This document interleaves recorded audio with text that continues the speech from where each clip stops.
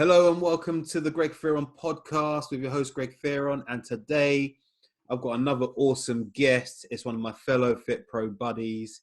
And for those listening, that means fitness professional, Chris Feakins, who I've got to know over the last, maybe 4, 5, 6 months? Yeah, man. Exactly. So, yeah, he's an awesome guy and we're going to have some fun talking about how he helps ladies and his particular speciality. So, Chris, tell the ladies who you are and what you do and how you do it. Let's go. Hey, man. I'm glad to be here. So mine's obviously Chris Feakins. I specialise in helping mostly women who are struggling with type 2 diabetes. So to help them lose weight, regain control of their blood sugars, lower their A1C, and get off meds. That's kind of what I do in a nutshell. Yeah. Awesome. So what's led you to be the kind of to specialize in that? Because that's a quite a niche perspective. So yeah, just tell me how you got there. Yeah, so I've been personal training now. I started personal training, face to face in a gym about 4 or 5 years ago. I was helping basically just anyone who wanted help, anyone who wanted to lose weight, anyone who wanted to get stronger. And yeah, there came a point where where my uncle was diagnosed with type 2 diabetes, about 2 years into my personal training career. And I ended up helping him lose weight. The medications that he was taking at the time wasn't sitting well with him, which they very often don't. Okay, they got some nasty side effects, that you just have to live with. So he's experiencing all that. Helped him lose, 20, 30 pounds, get off the meds and put it into remission. Now he was lucky because he was so freshly diagnosed, so it's reversible, literally in months. And so seeing how much more powerful that was to him to what I was just doing before, I really enjoyed it. The reward for me was so much higher than what I was, helping people with before. That's how I kind of saw it anyway. And because this was so early on, a couple of years into what I was doing, I just felt like, yeah, why not just run with this? Since I enjoyed it so much. So that was your calling, was it? Yeah, man. Yeah. Good. Yeah. And I've been following your lives and seeing the people that you coach and the results you get. Just tell me, what are the biggest struggles that these ladies who are struggling with type 2 diabetes get? What's their biggest kind of issue they come to you with? Yeah. So most of these ladies are, they're struggling. They've been overweight for most of the clients I'm working with right now. Most ladies I work with are between the ages of 45 and 55, and the majority of these ladies have been overweight or classed as obese by doctors and by their means of methods since they were literally teenagers. So these people have been struggling with this for a long time. They struggle with their self-esteem, they struggle with their confidence. It's getting them out of this identity of who they've been for so long into this new identity of, I don't have to be 50, 60 pounds overweight and taking this medication. I don't have to be unhappy. I don't have to be low on confidence. There's so many things that they struggle with. I mean, sleep, it's just, I could go on forever, man. And there's a real big question for me in that, because you talked about identity. And I feel a lot of people do kind of identify as, well, I am diabetic. Yeah. How do you get them past that? How do you get them out of that mindset? It takes a while. It takes a while. I mean, it's like anything. I mean, that identity is being instilled over time. They go to the doctors. The doctor tells them they're type 2 diabetic. The doctor doesn't actually help them, overcome this whatsoever. They just prescribe them with medication. So it's work that's, it's like imagine you're trying to cross, a river, and you got little stones along the way, and you got to take it one stone at a time, one little piece at a time, and solve individual issues as you go along. it's definitely, it takes a while, but it's definitely worth it in the long run. Changing the habits is just such a big one. Changing the way, they think, getting up, be sure that they're drinking, sufficient water, making sure that they're getting active, because that's one thing, is they so sedentary that becomes their identity. They don't exercise. They're not someone who exercises. They're not someone who looks after themselves. So as soon as you start implementing those, small things, a small step target, if that's the type of exercise they want to do, that's important. If they want to, if that's the type of exercise that they're likely to get done, prescribe them some steps, get them eating better, whole foods, rather than eating takeout, which is a massive issue in America, because obviously that's something I missed out. All the ladies I work with are all in America. Oh, wow. It's cheap.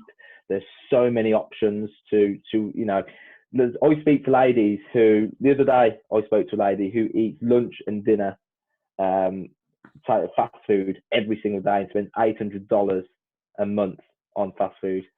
$800 a month. So they don't like cooking. So this is all kind of things that you've got to, implement into life slowly. Nice, simple, easy meals that take, no longer than 15 minutes. And yeah, it's just work in progress all the time. So that's really interesting, because if you've got a lot of clients who are in America, they have to pay out for medication, but also to see the doctor, right? Yeah. So especially if they're not employed, then they really are a little bit stuck. Usually with their employment comes insurance, health insurance, but the health insurance very rarely covers everything that they do all the time. It only covers 50% of the meds, only covers 50% of the blood work that they get done when they get their blood sugars tested, all that stuff. So it adds up. And I've seen receipts for a month's worth of insulin for $1,000. And this is something that these people have got to take, because if they don't, they're not going to die straight away. They're going to die over they're going to have horrific health complications for 2, 3, 4 years, lose eyesight, lose toes, lose feet, all kinds of horrible things. And then they're going to slowly pass away. So it's just not a nice, it's not a nice ending at all. So we're definitely lucky here in England, that's for sure. Yeah, good old NHS. But even then, from the NHS point of view, so I used to work at UCLH Hospital in London. I used to spend a lot of time with the endocrine team. Yeah. And they found out that I was a PT and a nutritionist on the side, and they used to drag me into consultations. Yeah. Don't tell me, I'm sure that wasn't quite allowed, to talk about the lifestyle, because I think doctors don't really, they know the medication. Yeah. But a lot of doctors don't really know how to coach you into moving forward into changing your lifestyle. Yeah. Well, I think, I've seen a statistic. I think I've seen you post a statistic as well about the amount of training that a doctor gets in there, 8, 9 years, however long it is, when it comes to, losing weight and, managing that type of patient is just so minimal that when it comes to it, they just don't know how to deal with it. It's so tiny. And unless they specialise in that, which obviously some doctors do, then they don't know much. They know exactly what to prescribe, but that's it. And when it comes to type 2 diabetes, the medication, are just a band-aid to cover to just hide the issue for now. It's not going to solve it or anything. It's just going to put a band-aid on it, hide it for now, and that's all it does. And if they don't lose weight, if they don't manage the carb intake, then type 2 diabetes is, it's progressive in pretty much every way. It's just going to get worse, and that's the way it goes. So it's very important that you tackle, the weight loss as well as that carb intake too, because there's a proven correlation between weight loss and the increase in insulin sensitivity, which is, by definition, type 2 diabetes, the insulin resistance. So, yeah. So this is where, and this is taking me back to my physiology and stuff, but for those listening or watching on YouTube or listening to this at home, this is where the cells don't allow insulin in to allow them to take up nutrients. So they kind of just sit around in the blood and become toxic. Yeah. and that's what leads to all the horrible health complications, you know, the strokes, the heart disease, all the nasty stuff. Yeah. Okay. Awesome. So I saw a post the other day that you posted. Actually, it's interesting to read what people were saying. So it's about the sweet potato versus the white potato. So do you want to clear up some of the myths around carbs for diabetics? I think that's a real big issue. I think a lot of people have, you know, a lot of doctors and stuff, they've got to be low carb or they've got to be keto to get healthy again. Is that true?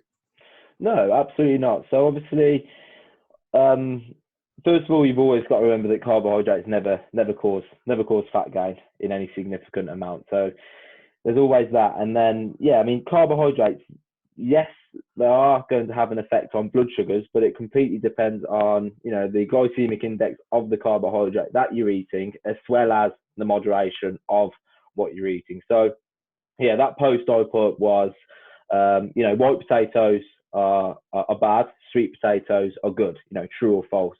And the majority of people put true. You know, most people genuinely believe that white potatoes are bad and sweet potatoes are good. But, you know, that having that negative relationship with food to start with is a bad path. Yeah, because all you're going to do is whenever you do eat that food that you recognize or identify as being bad, you are going to have some sort of negative feedback loop, some sort of guilt trip, some sort of guilt attached to that. And you know, there's no such thing as good or bad foods. It's just, you know, more nutritious and less nutritious. And the only difference between white potatoes and sweet potatoes, really, there are mineral differences, but the biggest difference is the fiber content. So white potatoes, sweet potatoes, you know, they pretty much have equal carbohydrate intakes, almost identical, but the sweet potatoes have a higher fiber count. And what fiber does is it slows down digestion, which brings down the glycemic index of the carbohydrates, which basically reduces or lowers the absorption rate of the speed of that carbohydrate. So in reality, you can have both. It actually quite literally doesn't matter. Or the only thing that does matter is moderation, as well as what else you're eating in the day. That's what it comes down to. You know, if you had a big bowl of pasta for lunch and a brownie for a snack, and then you're having a big baked white potato for dinner, then you're probably going to have some issues. But that's not the white potatoes issue. That's earlier issue. And that's a real interesting point, because I get a lot of ladies who I work with and they always want to blame the chocolate bar. Yeah. And I'm like, hang on a minute, that chocolate bar, out of your 21 meals you had in a week, you're going to blame this one chocolate bar. Yeah. Are we sure? Yeah, definitely. So is that another big issue you see about you were talking about the good and bad foods there? Big time. Yeah. I hear, you know, all the time, you know, just one of the biggest things I hear is I don't know what I can and can't eat. That's one of the biggest things that people come to me with. And the answer is you can eat everything, and the can't, you know, is non-existent. You can eat everything, just knowing how to moderate, you know, your diet around it, and the moderation, the size of the serving size of what you're eating too. That's all it comes down to, quite literally. But yeah, that's something I hear a lot. You know, I'm not losing weight because I eat too much chocolate, you know, or, you know, it's not the chocolate. It's not actually the chocolate that's the problem. It's your diet as a whole. Exactly. Yeah. I mean, unless you're eating, I don't know. I mean, let's say, you know, typical woman we might work with. Let's just say she's on 1,500 calories a day, and a chocolate bar is 250. That's like 1/5 of the whole day, and you're like, we need to kind of work on that. Yeah, for sure, yeah, definitely. It all comes down to what the rest of your days look like, and yeah, for sure, it's a very individual thing, isn't it? It's not the case. What's the case for one person isn't the case for the next. And that's probably a big problem we see in our industry is, I guess, what we call cookie cutter programs and nutrition programs and training programs, right? Yeah. Because it's very individual, isn't it? Yeah, of course. Everyone, whenever you're getting the same program as exactly the same program as someone else, bearing in mind you're two completely different people with two completely different eating habits, different preferences with what you like to eat. Give two people the same thing that have completely different preferences, and you're going to get two completely different, lots of results. The one lady as well, if not both of them, just aren't going to stick to it. Yeah, definitely. And you've got to look at that sustainability, haven't you? If what you're doing isn't teaching you good habits, isn't teaching you about why you're losing the weight, then the process itself isn't going to be sustainable long term. Mm-hmm. Which is why meal plans, diets themselves don't work, because you can follow that system, you can follow the rules of that diet. Best case scenario, there's two scenarios. The first one is that it's a diet, therefore by definition most diets are very restrictive. Chances of you being able to eat what you want to eat, chances of you being able to eat your favorite food, go out with your husband for something to eat, is incredibly slim. So you're going to feel like you're missing out. You're going to get FOMO. You're going to feel miserable at one point. You're going to cheat. You're going to cheat on it. Yeah, and then it's just a downhill spiral. You're going to feel guilty. Chances are you're going to sack it in altogether for another 2, 3, 4 weeks, if not another 2 years, and that's that dieting phase gone. Whereas if you can really learn about why you're doing what you're doing, so that when first of all, that was the first scenario, wasn't it? That you can't stick to it. The second scenario is that you follow these rules of the diet, you follow this meal plan, you lose your 50 pounds, you're healthier, you're happier. How do you eat then? Once you're no longer following it, you're not going to follow that paleo diet. You're not going to follow, chances of you following that keto diet for the next 40 years of your life are completely slim. Yeah, exactly. So how do you eat now? That's the problem. Over the next 1 year, 2 years, 5 years even, you just revert back to old eating habits. And before you know it, you've regained the 50 pounds plus some. And that's what all the literature shows too, all the studies. I saw a study that found 84% of people that lose weight at diet clubs regain it all back. So diet clubs being Slimming World Weight Watchers regain it all back within 5 years. 84%. That is horrendous. you need to share that study with me, mate. You can't hide that. I want to see this. It's interesting. Yeah. I've actually got a lady who's going to come on and talk about. She's actually a Slimming World consultant, but we're going to talk about this stuff. So that's really, really interesting. That 84% of people, because what people see is only the 5%, right? Yeah. Like they see the small amount of people that have success and the rest of it. Yeah, and that's the reason why the 84% is so high is because of everything we were just talking about. In the rules, you follow it, you get your results. How do you eat then? That's what it comes down to. Unfortunately, 84% is just it's not great, is it? And then the bad thing after that is people actually, even though they regained it, they still think of that method as being successful. Oh, but it was so good. I lost 40 pounds on Slimming World. It was amazing. I've gained 60 back. And they don't see that was actually the problem with the method itself, is because they didn't learn anything about why they were doing what they were doing. Yeah. You just got a hallelujah from me, mate. Yeah. Hallelujah. Preach, brother, preach.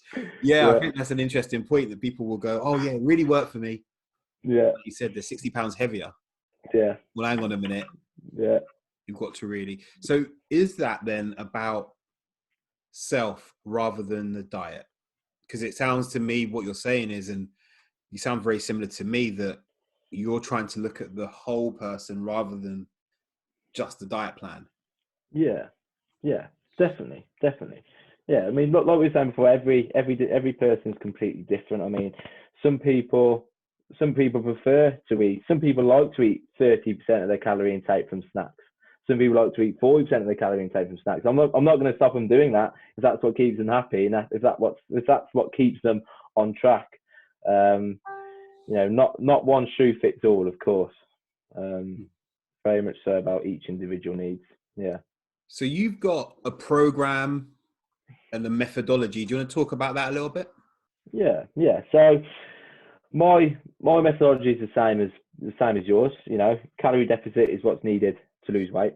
Yep. Yeah, and obviously that's one of the main drivers of increasing insulin sensitivity, as we were saying. You know, as well as regulating that carbohydrate intake so that you can, you know, regain control of your blood sugars, because you can go run a marathon every single day. If you're eating too many calories, you're not going to lose weight. You can go do your favorite spin class every single day. If you're eating too many carbs, your blood sugars are still going to be out of control. So it's incredibly important to gain control of the things that really matter, and that is, you know, what you're putting in your mouth.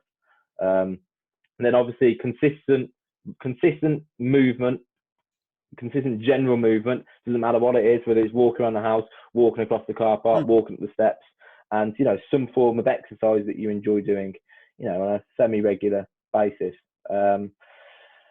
That's what it really, that's what I that's what the aim of my programs at all times is to try and get across those three main points. And obviously those are the things that create the results, but there's other things that affect the adherence to that. And then that comes down to things like, you know, preparation. Are you prepared? Have you got all the food that you need for the week in the fridge and in the cupboards? Or when you get home at 6 p.m, when you're knackered, when you're tired, open the fridge, there's nothing in there. What are you going to do? Go to the shop, get it, cook it, wash up? Probably not. You're going to get your phone out, get Uber Eats, get Deliveroo, get that Domino's, and then just sit down because you're too tired to deal with it. And then obviously sleep is so important. So there's lots of outside external factors that affect your adherence to the things that matter. You know, the calorie deficit, the carbs, and the consistent movement. You know, as I said, sleep. You know, even water intake is incredibly important. You know, all these other things. You know, mindset, your identity. There's all as important as each other. And if you haven't got them all those little pieces of the puzzle fitting together, then, you know, it's gonna, at some point, something's gonna, you're gonna struggle.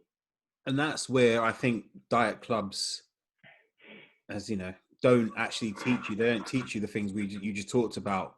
You know, sleep, how that impacts blood sugar levels and impacts appetite the next day, and and all that kind of stuff. So I get it totally. Like, people need to understand blood sugar management anyway, even if you're not diabetic. Yeah. If you're always eating snacks all day, then definitely, then you're likely on a path to insulin resistance, right? Yeah. Of course, yeah, sure, yeah. And it's so many people as well actually walk around being pre-diabetic and don't even know. And, you know, that can lead to, you know, all kinds of heightened, you know, appetite, you know, things like that too. So it's definitely a big issue. I think there's 400 million type 2 diabetics in the world, maybe something like that. Wow. There's up to 80 million in America alone. So there's a lot of people struggling with it for sure. And then even in the UK, that's all adding pressure to the NHS, right? Because even with COVID and stuff, we know people that have got blood sugar management issues are likely to get ill, right?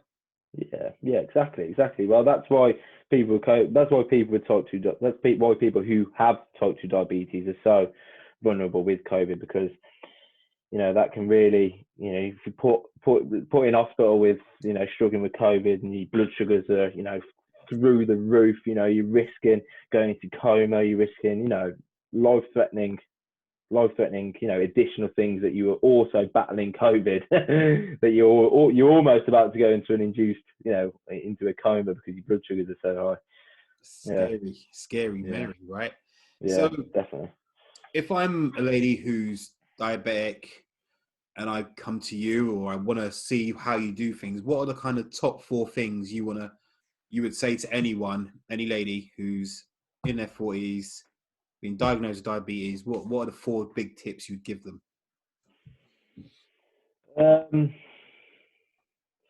One of the biggest things. So one of the first things would be, I mean, one of the tools that I like to use. It's not integral. You don't have to do it. But one of the tools I like to use to help people who are specifically type 2 diabetic is intermittent fasting. Now, it's got it makes the process. I mean, the blood sugar control is like day and night. Okay, if you get someone intermittent fasting versus someone who isn't, their average blood sugars are going to drop significant points just through that 16, 17-hour fasting window, however long it is. So I think that's one of the things you can do straight away, which is going to have a huge effect for sure. Any kind of exercise that you want to do whatsoever, anything, whether it's a 10-minute walk a day, whatever it is, get walking, get moving, and then to just be aware of, at first, just be aware of what you're putting in your mouth. Do I need 2 cups of rice, or can I get away with a half a cup of rice? Do I need that? Because you don't want to abuse. You just don't want to abuse type 2 diabetes. It's never nice. It's never nice at all. Awesome. So if I'm gone, is that kind of what you was looking? From that question, if I rocked up and said, "Hey Chris, give me your 4 best tips for anybody, whether they choose to come and work with you or not," then those sound like awesome tips. I think 16/8 fasting is a really great tool. And I think, in those situations, works perfectly. And I think what I want the listeners to understand is that's a tool for a certain particular situation. It's not always, you don't want a big hammer every time, do you? No. Well, it's not going to fix. You can't say, I'm going to intermittent fast and not fit. They're not concentrating on any other part of your diet and expect it for it to work either. That's just not going to happen. It's just going to end up, it's not going to happen. It's a tool you can use to make the process possibly easier if it suits your lifestyle. That's it. Got it. That totally makes sense. Okay. Yeah. Awesome. So where can people find you? If I'm a lady who's 40 plus, struggling with the diabetes, and I really want to get some real help, where would people find you? So I'm mostly on Facebook. I'm in the process of releasing a podcast just like this. Help more people. I think Facebook right now is my area where I'm most prevalent.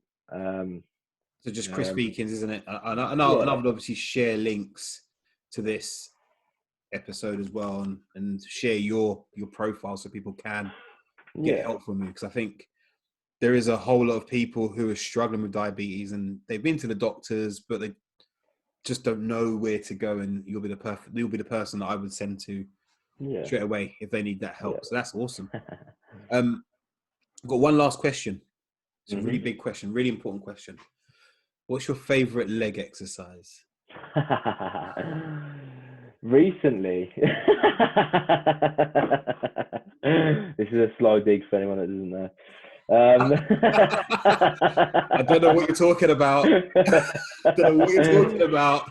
Oh dear.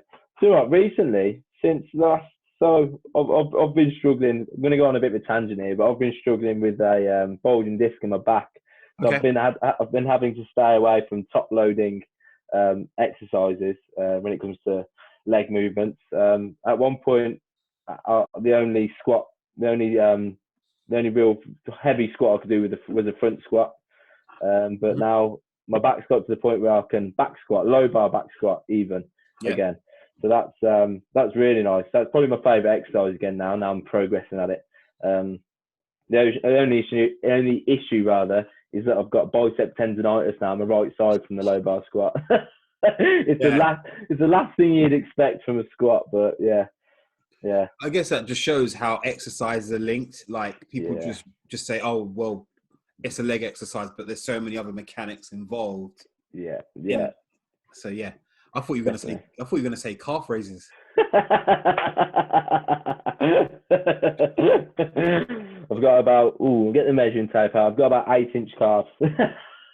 If I'm lucky. On one of my legs, I've got no calf whatsoever right now, mate. Still bigger than mine. Or someone else's, but for anyone watching this back, this is a little joke between some friends of ours. So, but ladies, if you're listening, it's just about that guys don't train calves very often, do they?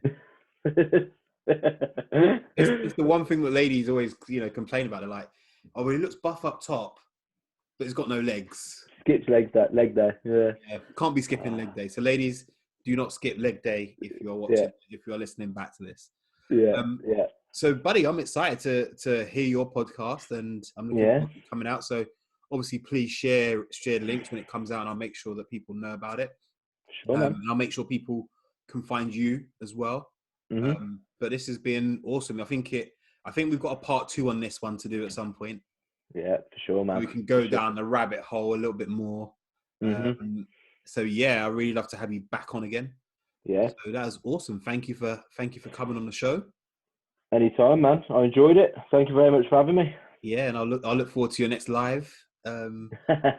Ladies who listen to this, Chris is like the most consistent person on Facebook Live ever. Like every damn day, and I'm like, oh man, I've got to go and do a Facebook Live now because Chris is the one. It's been fun. Yeah.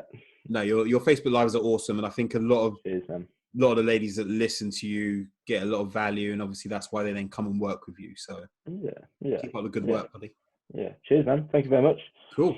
Well, that was a awesome episode of the Greg Fearon podcast. If you're listening, share this with your friends and family who might need to know a bit more about how to work with the type 2 diabetes. If you love the podcast, if you're on Apple, give this a review, and I'll see you soon. Bye.